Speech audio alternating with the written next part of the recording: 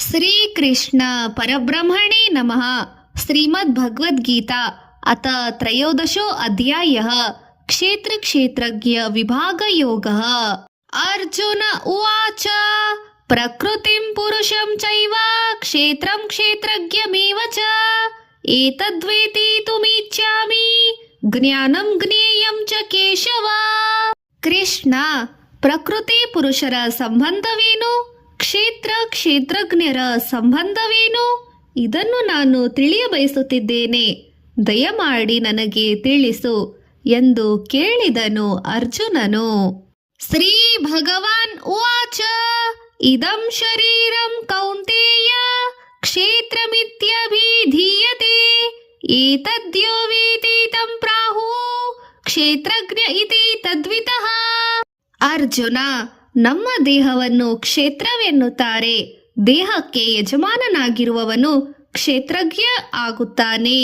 ಈ ದೇಹವನ್ನು ಕರ್ಮಕ್ಷೇತ್ರವೆಂದು, ಇದನ್ನು ಚೆನ್ನಾಗಿ ಅರಿತವನು ಕ್ಷೇತ್ರಜ್ಞನೆಂದು ಸಹ ಹೇಳುತ್ತಾರೆ. ಇದುವೇ ಪ್ರಕೃತಿ ಪುರುಷರ ಸಂಬಂಧವಾಗಿದೆ. ಕ್ಷೇತ್ರಜ್ಞಂ ಚಾಪಿ ಮಾಂ ವಿದಿಃ ಸರ್ವಕ್ಷೇತ್ರೇಷು ಭಾರತ ಕ್ಷೇತ್ರ ಕ್ಷೇತ್ರಜ್ಞೋ ಜ್ಞಾನಂ ಯತಜ್ಞಾನಂ ಮತಂ ಮಮ. ಸಮಸ್ತ ದೇಹಗಳಲ್ಲಿರುವ ಕ್ಷೇತ್ರಜ್ಞನು ಜೀವಾತ್ಮನು ನಾನೇ. ಕರ್ಮಕ್ಷೇತ್ರವಾದ ದೇಹವನ್ನು ಕರ್ಮಾಧಿಕಾರಿಯಾದ ಕ್ಷೇತ್ರಜ್ಞನನ್ನು ಕುರಿತು ತಿಳಿದುಕೊಳ್ಳುವುದೇ ಜ್ಞಾನವೆನ್ನುತ್ತಾರೆ. ತಥಾ ಕ್ಷೇತ್ರಂ ಯಚ ಯಾದೃಕ್ಚ ಯದ್ವಿಕಾರಿ ಯತಶ್ಚ ಯತ ಸಚ ಯೋ ಯದ್ಭೃಭಾವಶ್ಚ ತತ್ಸಮಾಸೇನ ಮೇ ಶೃಣು. ಕ್ಷೇತ್ರವೆಂದರೇನು? ಕ್ಷೇತ್ರದ ವಿಕಾರ ಭಾವಗಳು ಹೇಗಿರುತ್ತವೆ? ಕ್ಷೇತ್ರಜ್ಞನೆಂದರೆ ಯಾರು? ಅವನ ಪ್ರಭಾವ ಶಕ್ತಿ ಎಂತಹದು? ಇದನ್ನು ಸಂಕ್ಷಿಪ್ತವಾಗಿ ತಿಳಿಸುತ್ತೇನೆ, ಕೇಳು. ಋಷಿರ್ಭಿ ಬಹುಧಾ ಗೀತಂ ಛಂದೋರ್ಭಿರ್ವಿವಿಧೇ ಪೃಥಕ ಬ್ರಹ್ಮಸೂತ್ರ ಪದೈಶ್ಚೈವ ಹೇತುಂ ದೀರ್ಭಿ ನಿಶ್ಚಿತೈ. ಕ್ಷೇತ್ರ ಕ್ಷೇತ್ರಜ್ಞರ ತತ್ವಗಳ ಬಗ್ಗೆ ಮಹರ್ಷಿಗಳು ಅನೇಕ ರೀತಿಗಳಾಗಿ ಹೇಳಿದ್ದಾರೆ. ವೇದಗಳಲ್ಲಿ ವಿವಿಧ ಮಂತ್ರಗಳು ವಿವಿಧವಾಗಿ ತಿಳಿಸಿವೆ. ಬ್ರಹ್ಮಸೂತ್ರಗಳು ನಿಶ್ಚಯಾತ್ಮಕ ದೃಷ್ಟಿಯಿಂದ ತುಲನಾತ್ಮಕವಾಗಿ ತಿಳಿಸಿವೆ. ಮಹಾಭೂತನ್ಯಹಂಕಾರೋ ಬುದ್ಧಿರವ್ಯಕ್ತಮೇವ ಚ ಇಂದ್ರಿಯಾಣಿ ದಶೈಕಂ ಚ ಪಂಚಚೇತೇಂದ್ರಿಯ ಗೋಚರಃ. ಪಂಚಮಹಾಭೂತಗಳು ಭೂಮಿ, ನೀರು, ಅಗ್ನಿ, ವಾಯು, ಆಕಾಶ. ಪಂಚ ಜ್ಞಾನೇಂದ್ರಿಯಗಳು ಶರೀರ, ಕಣ್ಣು, ಕಿವಿ, ಬಾಯಿ, ಮೂಗು ಮತ್ತು ಪಂಚ ಕರ್ಮೇಂದ್ರಿಯಗಳು ವಾಕು, ಪಾದ, ಹಸ್ತ, ಗುದ, ಮರ್ಮೇಂದ್ರಿಯಗಳು. ಪಂಚ ಇಂದ್ರಿಯಾರ್ಥಗಳು ಶಬ್ದ, ರೂಪ, ರಸ, ಸ್ಪರ್ಶ, ಗಂಧಗಳು. ಒಟ್ಟು 20 ಮತ್ತು ಮನಸ್ಸು ಸೇರಿದರೆ 21 ಅಂಶಗಳ ಸಮೂಹವೇ ಕರ್ಮಕ್ಷೇತ್ರ. ಆಸೆ, ದ್ವೇಷ, ಸುಖ, ದುಃಖ, ಚೈತನ್ಯ, ಧೈರ್ಯ, ಈ 7 ಸ್ವಭಾವಗಳು ದೇಹದ ವಿಕಾರಗಳು. ಸಂಕ್ಷಿಪ್ತವಾಗಿ ಇದು ದೇಹ ಸ್ವರೂಪ.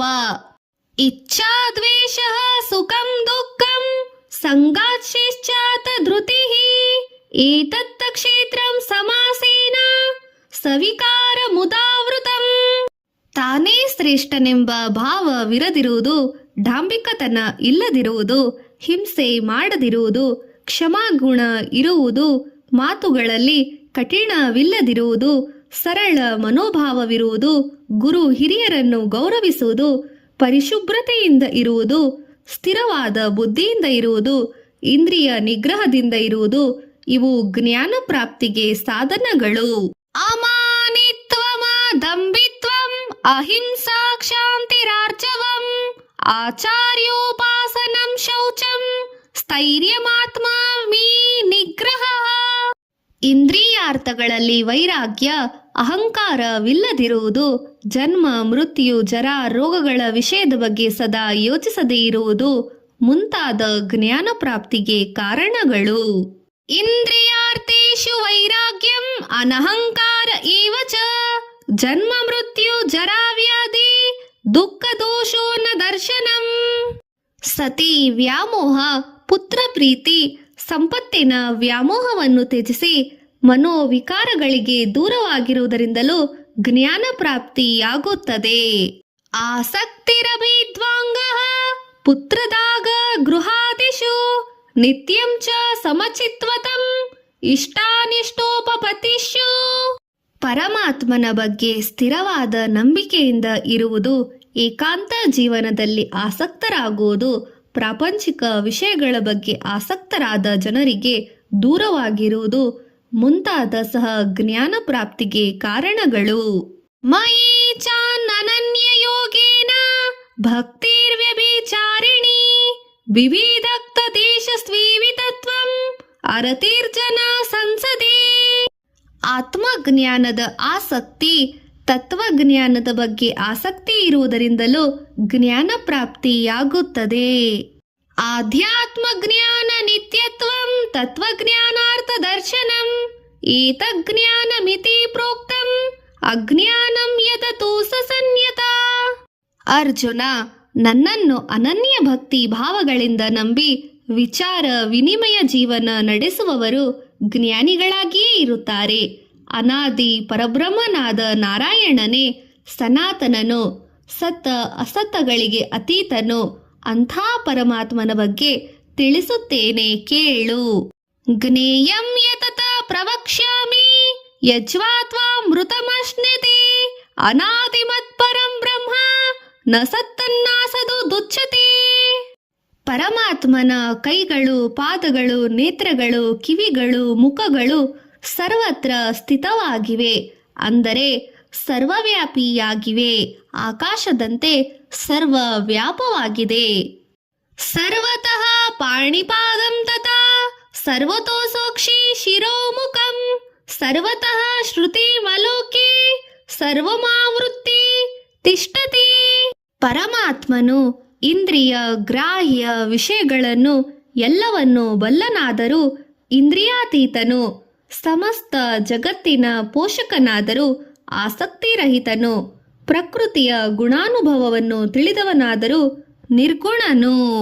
ಸರ್ವೇಂದ್ರಿಯ ಗುಣಾಭಾಸಂ ಸರ್ವೇಂದ್ರಿಯ ವಿವರ್ಜಿತಂ ಅಸಕ್ತಂ ಸರ್ವಭೃಚ್ಚೈವ ನಿರ್ಗುಣಂ ಗುಣಭೋಕ್ತೃಚ್ಛ.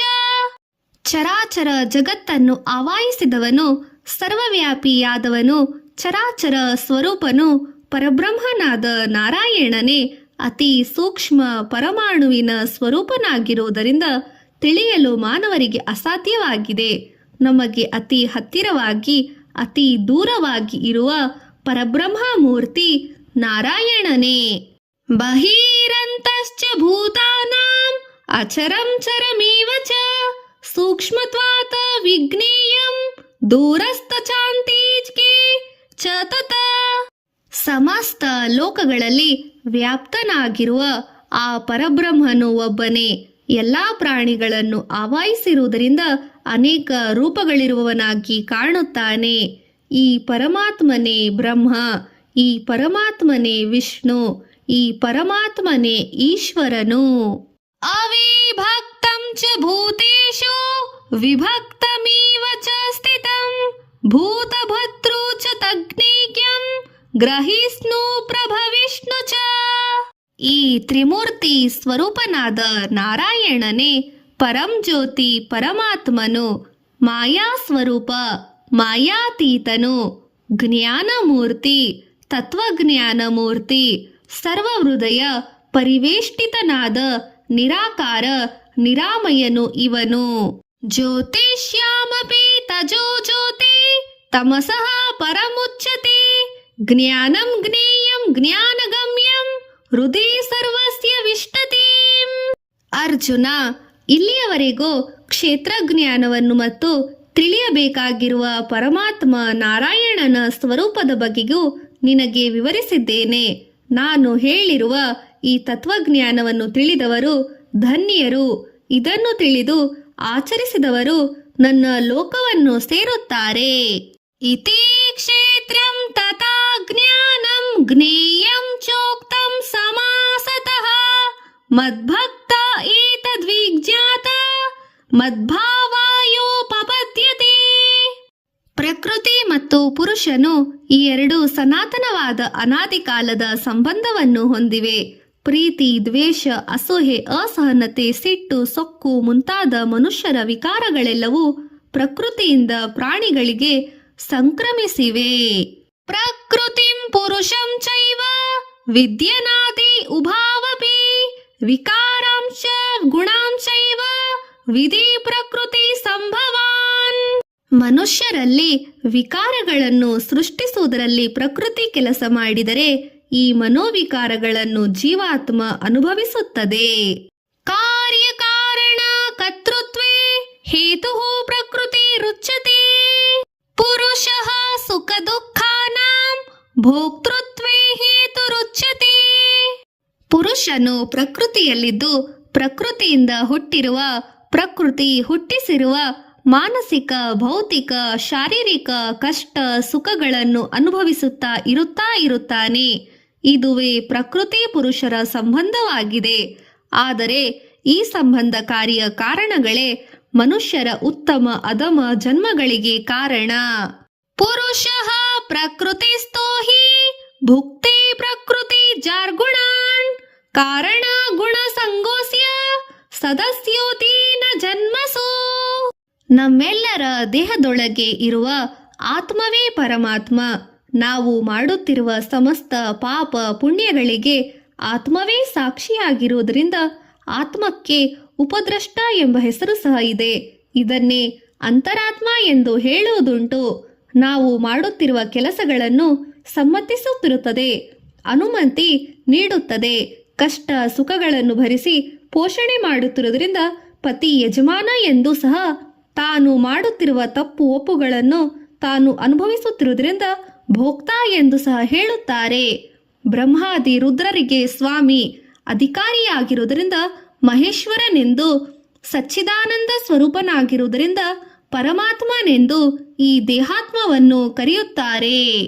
ಉಪದ್ರಷ್ಟಾನುಮಂತಾ ಚ ಭರ್ತಾ ಭೋಕ್ತಾ ಮಹೇಶ್ವರಃ ಪರಮಾತ್ಮೇತಿ ಚಾಪ್ಯುಕ್ತೋ ದೇಹೇಸ್ಮಿನೋರುಷ್ಯ ಪರಃ.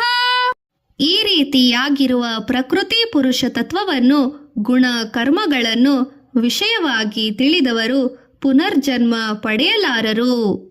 ಯ ಏವಂ ವೇತಿ ಪುರುಷಂ ಪ್ರಕೃತಿಂ ಚೈವ ಗುಣೈ ಸಹ ಸರ್ವತಾ ವರ್ತಮಾನೋಸಪಿ ನಯೋ ಭಯೋಸ ಬೀಜಾಯತೆ. ಯೋಗಿಗಳು ಶುದ್ಧವಾದ ಸೂಕ್ಷ್ಮ ಬುದ್ಧಿಯಿಂದಲೋ ತಪೋ ಶಕ್ತಿಯಿಂದಲೋ ದೇಹದೊಳಗೆ ಇರುವ ಪರಮಾತ್ಮನನ್ನು ಕಾಣುತ್ತಾರೆ. ಕೆಲವರು ಕರ್ಮಯೋಗದಿಂದ, ಆತ್ಮಜ್ಞಾನದಿಂದ ದೇಹದಲ್ಲಿರುವ ದೇವರನ್ನು ಕಾಣುತ್ತಾರೆ. ಧ್ಯಾನೇನಾತ್ಮಯಂ ಪಶ್ಯಂತಿ ಕೇಚಿದಾತ್ಮಾತ್ಮನ ಅನ್ಯೇ ಸಾಂಖ್ಯೇನ ಯೋಗೇನ ಕರ್ಮಯೋಗೇನ ಚಾಪರೇ. ಆದರೆ ಪಾಮರ ಜನರು ಸಾಧನಾ ಯೋಗ ಮಾರ್ಗಗಳನ್ನು ತಿಳಿಯಲಾರರು, ತಿಳಿದರೂ ಆಚರಿಸಲಾರರು. ಜ್ಞಾನಿಗಳಾದ ಮಹಾತ್ಮರಿಂದ ಕೇಳಿ ತದಾನುಸಾರವಾಗಿ ಉಪಾಸನೆಗಳನ್ನು ಮಾಡುತ್ತಾರೆ. ಅನ್ಯೇ ತ್ವೇ ಮಜಾನಂತಹ ಶ್ರುತ್ವಾನೇಭ್ಯ ಉಪಾಸತೆ ತೇ ಸಪಿ ಜಾತಿ ತರಂತ್ಯೈವ ಮೃತ್ಯು ಶ್ರುತಿ ಪರಾಯಣಃ. ಅರ್ಜುನ, ಸ್ಥಾವರಾದಿ ವಸ್ತುಗಳಲ್ಲಿ, ಜಂಗಮಾದಿ ಪ್ರಾಣಿಗಳಲ್ಲಿ ಕ್ಷೇತ್ರ ಕ್ಷೇತ್ರಜ್ಞ ಸಂಯೋಗದಿಂದಲೇ ಜನ್ಮ ತಾಳುತ್ತಿವೆ. ಯಾವತ್ ಸಂಜಾಯತೆ ಕಿಂಚಿತ್ ಸತ್ವಂ ಸ್ಥಾವರ ಜಂಗಮಂ ಕ್ಷೇತ್ರ ಕ್ಷೇತ್ರಜ್ಞ ಸಂಯೋಗಾತ್ ತದ್ವಿಧಿ ಭರತ ವರ್ಷಭ. ಅಸ್ಥಿರವಾದ, ಅಶಾಶ್ವತವಾದ ಸ್ಥಾವರ ಜಂಗಮಗಳಲ್ಲಿ ಅಂತರ್ಗತನಾಗಿರುವ ಪರಮಾತ್ಮನನ್ನು ಕಾಣಬಲ್ಲವನೇ ಯೋಗಿ. ಅವನೇ ಗುರು ಸ್ವಾಮಿ, ಅವನೇ ಮಹಾತ್ಮ. ಸಮಂ ಸರ್ವೇಷು ಭೂತೇಷು ತಿಷ್ಠಂತಂ ಪರಮೇಶ್ವರಂ ವಿನಶ್ಯಸ್ವ ವಿನಶ್ಯಂತಂ ಯಃ ಪಶ್ಯತಿ ಸ ಪಶ್ಯತಿ. ಸರ್ವ ಪ್ರಾಣಿಗಳ ಹೃದಯಾಂತರಾಳಗಳಲ್ಲಿ ಒಂದೇ ರೀತಿಯಾಗಿ ಸಮಸ್ಥಿತನಾಗಿರುವ ಪರಮೇಶ್ವರನನ್ನು ಸಮತ್ವ ಭಾವನೆಯಿಂದ ನೋಡುವಂತ ಜನರು ಆತ್ಮ ಪತನವನ್ನು ಹೊಂದುವುದಿಲ್ಲ, ಎಂದೋ ತನ್ನನ್ನು ತಾನು ನಾಶಪಡಿಸಿಕೊಳ್ಳುವುದಿಲ್ಲ, ಆತ್ಮಹತ್ಯೆಗೆ ಶರಣಾಗುವುದಿಲ್ಲ, ನಿರಾಶೆ ಪಡುವುದಿಲ್ಲ, ದುಃಖಿಸುವುದಿಲ್ಲ. ಸಮಂ ಪಶ್ಯನ ಹಿ ಸರ್ವತ್ರ ಸಮವಸ್ಥಿತಮೀಶ್ವರಂ ನ ಹೀನಸ್ತ್ಯತ್ವಾನಾತ್ಮನಂ ತತೋ ಯಾತಿ ಪರಾಂ ಗತಿಂ. ನಾವು ಮಾಡುತ್ತಿರುವ ಸಕಲ ಕಾರ್ಯಗಳು ಪ್ರಕೃತಿಯ ಗುಣದಿಂದ ನಡೆಯುತ್ತಿವೆ. ಇದಕ್ಕೆ ಆತ್ಮವೇ ಜವಾಬ್ದಾರಿಯಾಗಿದೆ. ಇದನ್ನು ತಿಳಿಯುವವನು ನಿಜವಾದ ಕರ್ಮಯೋಗಿ. ಪ್ರಕೃತೈವ ಚ ಕರ್ಮಾಣಿ ಕ್ರಿಯಮಾಣಾನಿ ಸರ್ವಶಃ ಯಃ ಪಶ್ಯಂತಿ ತಥಾ ಸಾತ್ಮಾನಂ ಅಕರ್ತಾರಾಂ ಸ ಪಶ್ಯತಿ. ನಮ್ಮ ಕಣ್ಣಿಗೆ ಕಾಣುತ್ತಿರುವ ಸರ್ವ ಪ್ರಾಣಿಗಳು ಒಂದೇ ಪರಮಾತ್ಮನಲ್ಲಿ ಸ್ಥಿತವಾಗಿವೆ ಎಂದು, ಎಲ್ಲಾ ಪ್ರಾಣಿಗಳನ್ನು ಮತ್ತು ನಮ್ಮನ್ನು ಸೃಷ್ಟಿಸಿದ ದೇವರು ಒಬ್ಬನೇ ಎಂದು ತಿಳಿದು ನಡೆದುಕೊಳ್ಳುವವನು ಪರಮಾತ್ಮನನ್ನು ತಪ್ಪದೇ ಸೇರುತ್ತಾನೆ.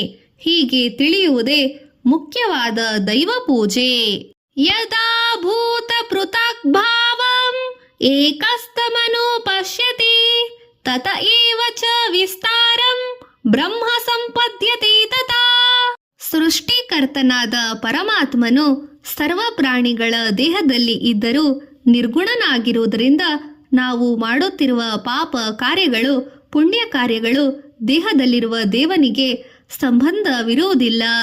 ಅನಾದಿತ್ವಾ ನಿರ್ಗುಣತ್ವಾತ ಪರಮಾತ್ಮವ್ಯಯಂ ಶರೀರಸ್ಥೋಪೇನ ಕೌಂತೆಯ ನ ಕರೋತಿ ನ ಲಿಪ್ಯತೆ. ಸಮಸ್ತ ಭೂಮಿಯನ್ನು ವ್ಯಾಪಿಸಿರುವ ಆಕಾಶವು ಭೂಮಿಯ ಜೊತೆ ಕಲಿತು ಇದ್ದರೂ ಭೂಮಿಯನ್ನು ಹೇಗೆ ಕಲಿಯುವುದಿಲ್ಲವೋ ಅದೇ ರೀತಿ ದೇಹದ ಒಳಗೆ ಇರುವ ಪರಮಾತ್ಮನು ದೇಹದ ಸಂಬಂಧವಿರುವುದಿಲ್ಲ, ಅಂದರೆ ದೇಹ ಕ್ರಿಯೆಗಳಲ್ಲಿ ಭಾಗವಹಿಸುವುದಿಲ್ಲ. ಯಥಾ ಸರ್ವಗತಂ ಸೌಖ್ಯಂ ಆಕಾಶಂ ನೋ ಲೋಪ ಲಿಪ್ಯತೆ ಸರ್ವತ್ರಾವಸ್ಥಿತೋ ದೇಹೇ ತಥಾತ್ಮ ಲೋಪ ಲಿಪ್ಯತೆ.